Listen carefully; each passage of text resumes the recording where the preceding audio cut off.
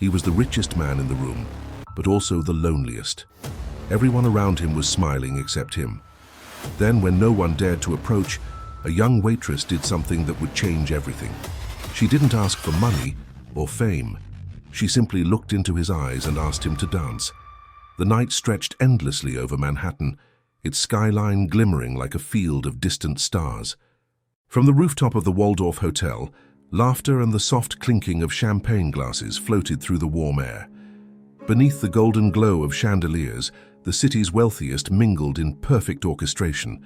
But near the marble railing, a solitary man stood apart: Ethan Cole, the billionaire who built empires yet couldn't remember the last time he felt alive. He looked down at the streets far below, where taxis flashed like fireflies and people hurried through lives unburdened by status. Inside, music pulsed with life, but to him it was muffled, distant, almost meaningless. Every smile around him felt rehearsed, every compliment a transaction. Success, once his oxygen, now suffocated him. The world had become a museum of moments he could no longer feel. Ethan adjusted the cufflinks on his tailored navy suit, a habit born from decades of control. Perfection was his armor, and silence his shield. People respected him, feared him even, but none truly knew him. Somewhere along the way, he had mistaken power for purpose. Tonight, surrounded by luxury, the loneliness in his chest echoed louder than the music ever could. Mark Sullivan, his assistant of 15 years, approached with a clipboard and a forced grin. "You should make an appearance, sir. Investors expect you to mingle." Ethan gave a curt nod, eyes still fixed on the horizon. The thought of forced conversation exhausted him. "Later," he murmured, his tone calm yet absolute.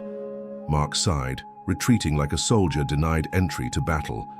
From across the terrace, whispers followed Ethan like shadows. "He never smiles," one guest muttered. "A genius but cold as marble," said another. The irony stung the man who could create worlds through code and innovation, couldn't connect with the world standing right in front of him. The loneliness wasn't absence. It was presence, constant, invisible, and consuming. The jazz band shifted tempo, playing something soft and elegant. Couples drifted toward the dance floor, their laughter dissolving into the music. Ethan turned away, preferring the company of silence over pretense. For years he had convinced himself that solitude was strength. Yet tonight, under the soft hum of the city, that illusion began to crack.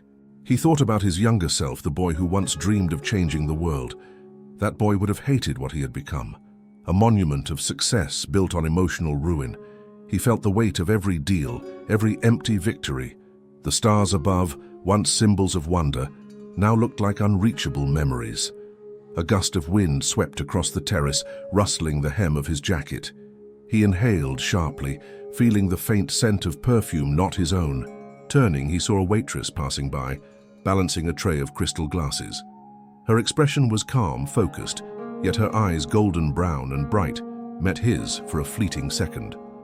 It was the first time in years someone had looked at him without calculation. The contact lasted no longer than a heartbeat, but something shifted inside him. A small fracture in the wall he had built so carefully. She disappeared into the crowd, leaving only the echo of her presence behind.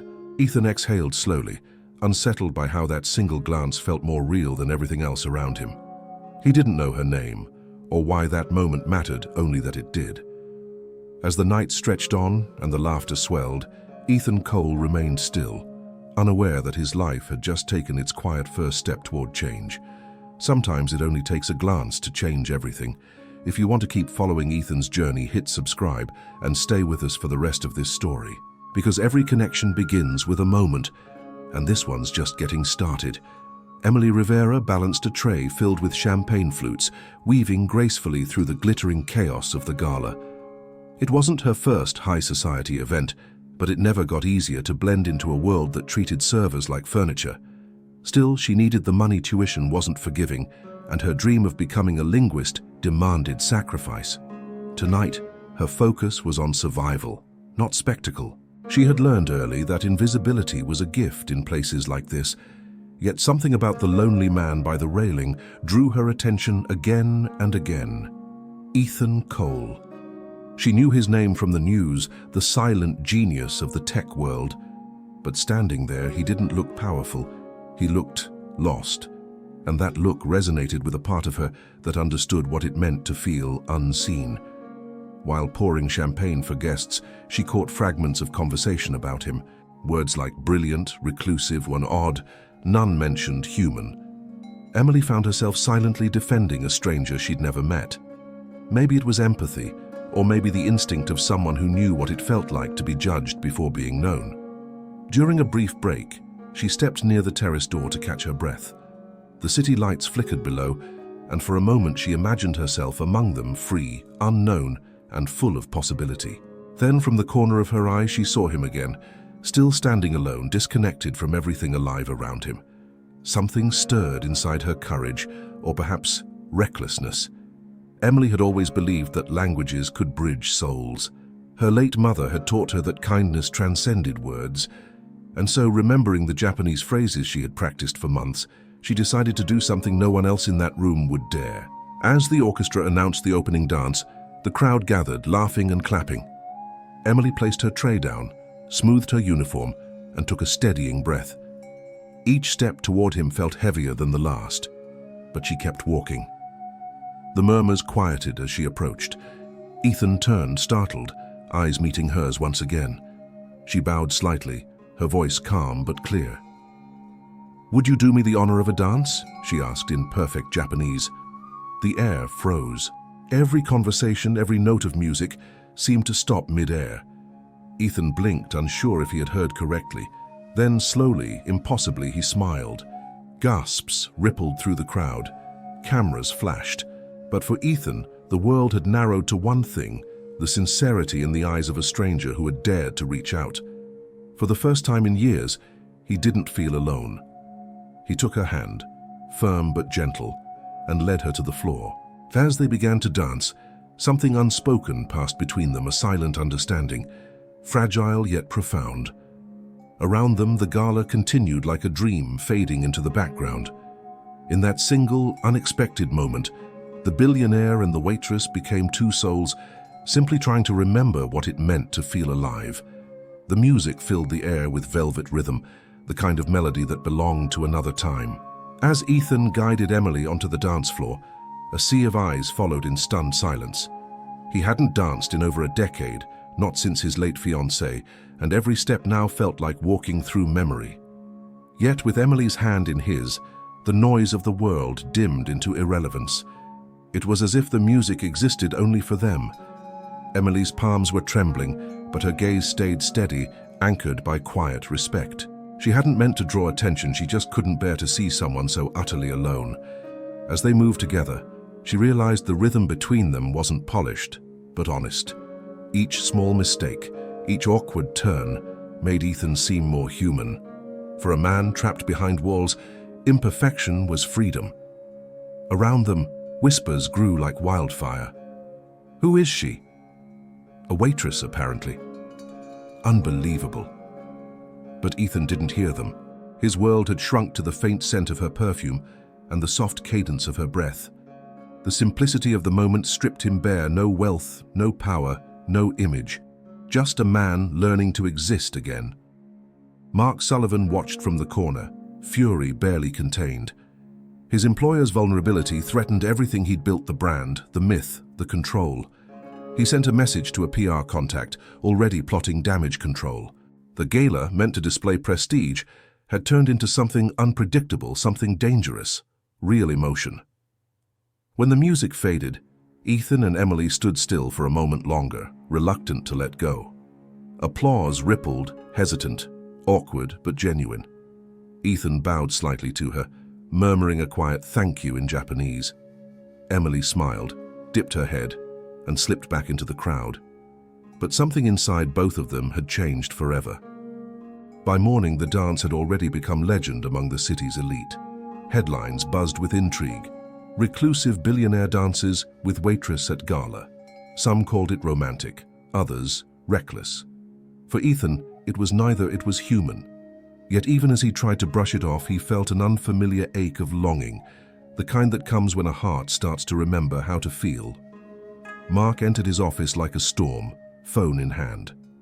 "It's all over the media, Ethan." Investors want reassurance you haven't lost your edge. Ethan barely looked up from his desk. Maybe I never had one, he muttered.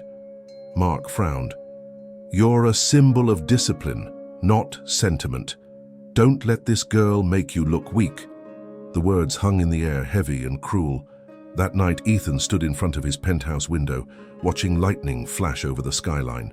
For years, he'd ruled his world with precision numbers, deadlines, results.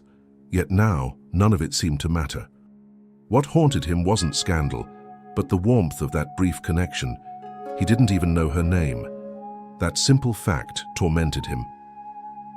Across town, Emily sat on the small fire escape outside her apartment, the city hum beneath her feet. Her phone buzzed with messages from co-workers, half teasing, half jealous. But she wasn't thinking about fame or fallout. She was thinking about Ethan's eyes. Weary, but alive. For reasons she couldn't explain, she wanted to see him again, not the billionaire, but the man she'd met on that dance floor. By dawn, both of them were awake, restless, caught between reality and memory. The world had moved on, hungry for the next story. But in two separate corners of New York, a waitress and a billionaire were left with a silence neither could escape, the kind that whispers of something beginning. Days passed, but the noise of the gala refused to fade.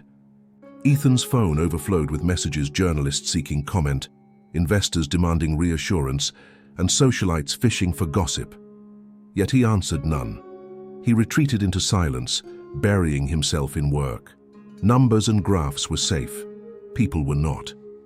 Still, her voice, that single sentence in perfect Japanese, echoed in his mind like a song he couldn't forget. In his office, high above Manhattan, Ethan stared at the reflection in his window. The man staring back looked older than his years, hollow-eyed and polished like marble. For the first time in a long time, he questioned what all this meant. The meetings, the money, the empire he'd built from ashes. He remembered how alive he had felt during that brief dance, and how quickly the world had turned it into spectacle. Mark watched him closely, frustration boiling under his calm facade. "You can't afford distractions, Ethan," he said. "The board expects leadership, not romance." Ethan turned, voice steady but cold. "And what's leadership without humanity, Mark?" His assistant blinked, momentarily speechless. Ethan didn't raise his tone, he didn't have to. His quiet defiance carried more weight than anger ever could. That night, Ethan returned to the rooftop where it all began. The terrace was empty now, the music long gone, replaced by the soft hum of the city below. He walked to the same spot by the railing, half expecting to see her again. But there was only wind, starlight, and the faint scent of rain. For the first time, he admitted to himself that he missed someone he didn't know. He stayed there until the horizon began to pale. As dawn broke, Ethan whispered to no one, "I need to find her." The city, indifferent and endless, stretched before him, but for the first time in years, he felt a direction forming not in business, but in his heart. Somewhere out there amid millions, a girl with golden eyes had unknowingly awakened his humanity. The following week, Ethan's curiosity became quiet determination. He asked discreetly around the Waldorf staff, offering no explanation, only her description. Most had forgotten her name. "Rivera," one said finally. "Emily Rivera." The sound of it felt strange on his tongue, soft and unpretentious. He repeated it quietly, as if trying not to disturb its sincerity. He learned she worked part-time at a small cafe near Columbia University. One morning, dressed casually for the first time in years, he went there. The place was simple brick walls, faded jazz, the smell of roasted coffee and rain-soaked pavement.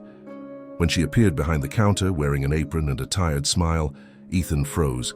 She looked different in daylight, not magical, not mysterious, just real, and somehow that made her even more beautiful. Emily nearly dropped a cup when she recognized him.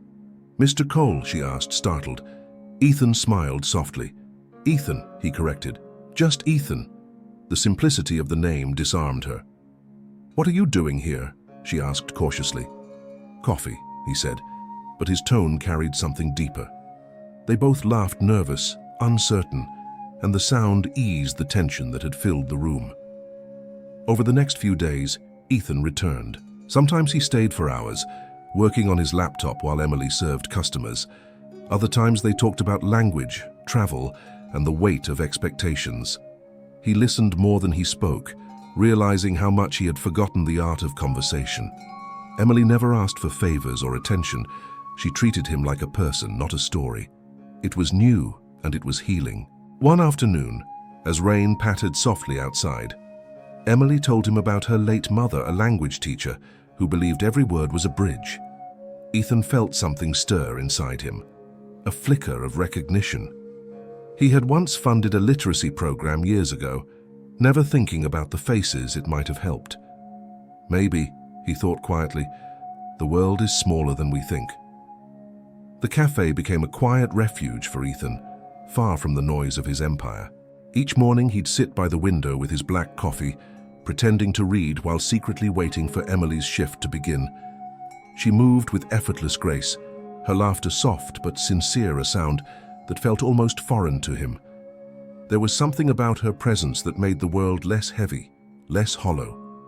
Emily at first treated him with polite distance, but soon she began to notice the way he listened, not out of courtesy, but out of genuine interest. She told him about her linguistic studies, her late-night translations, and the dream of teaching abroad someday. Ethan found himself captivated not by her words, but by her conviction. It reminded him of a younger version of himself, before ambition became armor. Between steaming cups and slow afternoons, a fragile friendship bloomed. They spoke about simple things, books, travel, food, and language, yet beneath every conversation, something deeper stirred. Emily often teased that he used too many business metaphors. "You talk like everything's a deal," she said once, laughing. Ethan smiled.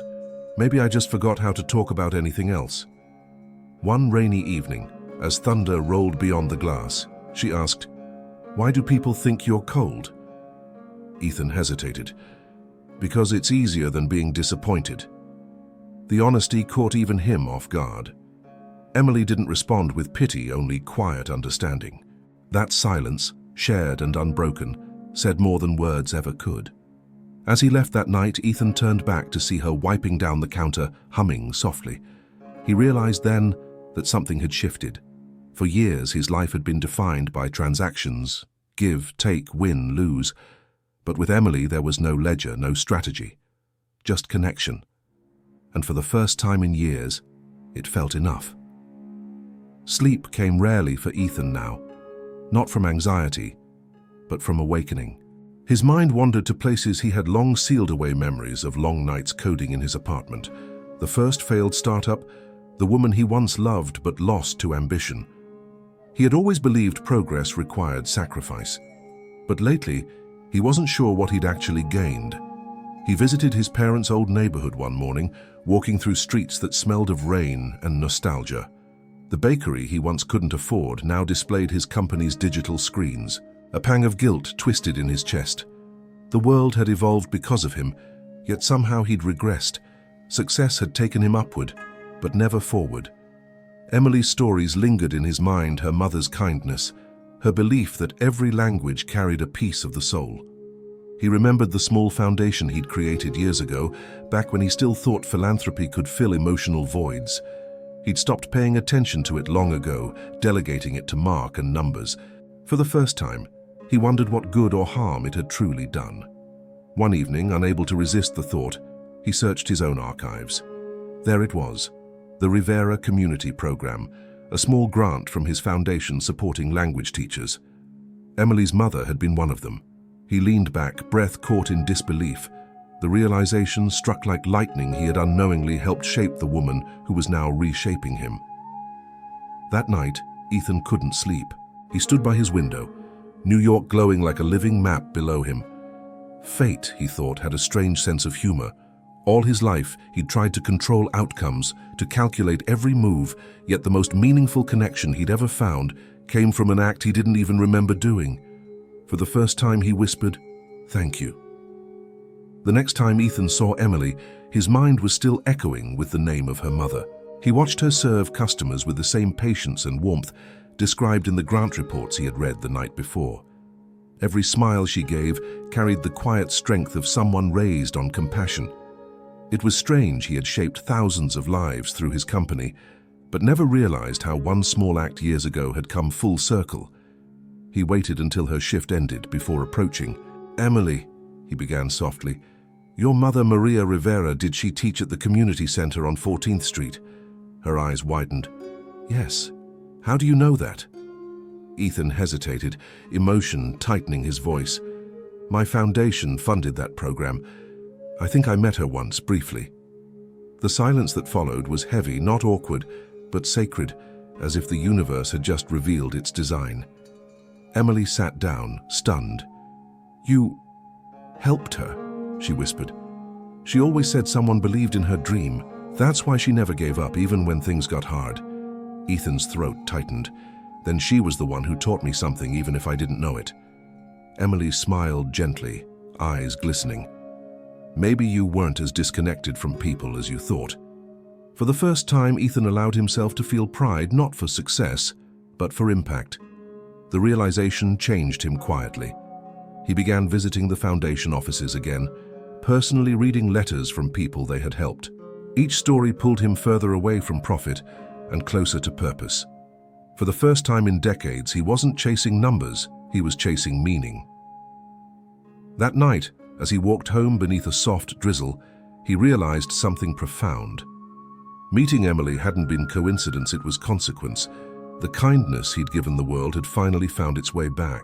And as he stood beneath a flickering streetlight, Ethan Cole, billionaire, innovator, recluse, smiled at the thought that maybe life had been waiting for him to catch up to his own humanity. The following week brought a different kind of storm. Mark Sullivan, already suspicious of Ethan's renewed optimism, began digging. He saw Emily's name in foundation documents and connected the dots too quickly. To him, she wasn't a story of fate, she was a liability. He leaked photos of Ethan visiting the cafe, spinning them into a tabloid narrative of the billionaire and the waitress. Within hours, the internet devoured it. Ethan woke to chaos calls, alerts, headlines flashing on every screen. Cole's secret affair. Who is Emily Rivera? His stomach sank as the world twisted sincerity into scandal. When he reached the cafe, Emily was gone. The manager told him she'd been fired due to unwanted attention. Anger, guilt, and heartbreak clashed inside him. For a man used to controlling everything, this helplessness felt unbearable. Mark entered his office later that morning, feigning calm. "It had to be done," he said. "You were losing focus. She was a distraction." Ethan rose slowly from his chair, eyes cold as steel. "No, Mark. You were the distraction from what matters." For the first time, he saw the man who had shadowed him for years, not as an ally, but as a cage. With quiet finality, Ethan said, "You're fired." The announcement rippled through the company like thunder. The board panicked. Investors called non-stop. Ethan ignored them all. For the first time, he didn't care about optics or stock prices. He only cared about finding Emily, the one person who had reminded him that he was more than his reputation. He left the office, leaving behind the empire he had built and the image he no longer wanted. That night, sitting alone in his penthouse, Ethan turned off every light. Outside, lightning flashed across the skyline. The same city that once crowned him now felt like a prison. He whispered her name into the darkness, unsure if she'd ever forgive him for what the world had done. The storm raged, but beneath it, something inside him had shifted. He was no longer the man above the city, he was a man finally ready to fall, just to learn how to stand again. The world moved fast when it decided to turn against someone. Within 48 hours, Ethan Cole, once hailed as a visionary, became a punchline. News anchors dissected his character, tabloids invented details, and late-night hosts laughed about the billionaire who lost his heart. Investors pulled out of deals, board members whispered betrayal. But amid the noise, Ethan felt something strange: peace. For the first time, the mask had fallen, and he could finally breathe. He spent his days walking aimlessly through the city, blending into the crowds that had once seemed beneath him. Nobody looked twice, nobody cared. And that anonymity, once unthinkable, felt liberating. At night, he returned to his empty penthouse, where silence greeted him like an old friend. He no longer checked the markets or the headlines. The only thing he missed was Emily's voice. Emily, meanwhile, had disappeared into quiet corners of the city. She found work at a bookstore near the university, stacking shelves and avoiding questions. When she saw Ethan's face on a magazine cover, weary but unbroken, she felt a pull in her chest. He didn't deserve what they'd done to him, but she also feared what being near him might destroy again. Love, she thought, wasn't supposed to come with cameras. Ethan's assistant position had already been filled by someone younger, colder, and eager to erase everything human from the company. His foundation continued, but now only as a formality stripped of emotion, purpose, and vision. Ethan realized that while he'd lost control of his empire, he'd gained something more valuable: clarity. The world only respected him for what he gave, never for who he was. One evening, walking past a park, he stopped to watch a street musician play violin beneath the rain. The melody was imperfect, raw, and painfully human. Ethan closed his eyes, letting it fill the silence inside him. When the music ended, he placed a $100 bill in the man's case. The musician looked up, smiling. "You look like someone who finally understands," he said. Ethan returned the smile. "Maybe I do." Weeks later, an invitation arrived, an annual charity event for education programs, hosted by the very board that had distanced itself from him. Ethan almost ignored it, but something in him stirred. He'd spent years hiding behind power. Now, perhaps, it was time to use it differently. He put on a simple suit, no luxury watch, no entourage, and walked into the ballroom that had once been his stage. The crowd's reaction was instant. Conversations hushed, phones lifted discreetly, and the air thickened with judgment. But Ethan didn't flinch. When handed the microphone to say a few brief words, he took a long breath. "I built my success believing that money could fix everything," he began. "But the truth is, it can't fix people. Only people can fix people." His voice trembled, but his eyes were steady. He continued, "There's someone I owe this lesson to. A young woman who taught me that connection is more valuable than currency. Because of her, I've decided to rebuild not my company, but my purpose." The room was silent. Cameras flashed, not out of mockery this time, but awe. In that moment, Ethan wasn't a CEO. He was a man reclaiming his humanity. He announced a new initiative, the Rivera Foundation for Language and Culture, dedicated to funding students from humble backgrounds who wanted to study communication and empathy across borders. "Words connect us," he said. "Let's start using them to heal." Applause rose slowly, then thundered. The same people who once dismissed him now stood, moved not by power, but by truth. As the event ended, Ethan stepped outside into the cool night air. For the first time, the city didn't feel like an empire he ruled, it felt like home. He looked up at the stars over Manhattan, whispering softly, "Thank you, Emily." Somewhere in the distance, perhaps without knowing, she smiled at the same sky. The following month, the Rivera Foundation hosted its first official gala. It wasn't extravagant, no chandeliers or diamond invitations, just people gathered for a cause that mattered. Ethan walked through the hall with quiet grace, greeting students, teachers, and volunteers. But as he scanned the crowd, his heart caught for a moment. Near the back of the room, helping at the registration desk, stood Emily Rivera. For a second, he thought it was a trick of memory. But when she looked up and their eyes met, the noise of the room faded to silence. She smiled softly, unsure whether to approach. Ethan moved first, his steps steady, but full of unspoken emotion. "I wasn't sure you'd come," he said. Emily hesitated, then answered, "I wasn't sure you'd still want me here." He smiled, not as a billionaire, but as a man reborn. "You're the reason this exists." The music began slow jazz, familiar and gentle. Ethan turned to her, offering his hand with the same calm reverence he had the night they met. "One more dance?" he asked. Emily looked around, laughter trembling in her eyes. "People are watching again." He shrugged lightly. "Let them." She took his hand, and they stepped into the rhythm that had once changed everything. This dance was different. There was no tension, no fear, no pretense. It wasn't two worlds colliding anymore, it was one world rediscovered. Their movements were imperfect, their steps uneven, but neither cared. The crowd didn't whisper this time. They watched in quiet awe, witnessing something rare.